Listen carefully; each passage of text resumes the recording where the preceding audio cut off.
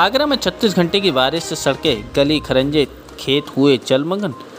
ताजनगरी आगरा में 36 घंटे से लगातार बेमौसम बरसात हो रही है, जिससे लोगों का जीवन अस्त व्यस्त हो गया है। दरअसल आपको बता दें कि ताजनगरी आगरा में 36 घंटे से बेमौसम बरसात लगातार हो रही है, जिससे सड़क मार्ग, गली खरंजे, खेत खलियान पानी से जलमग्न हो गए हैं।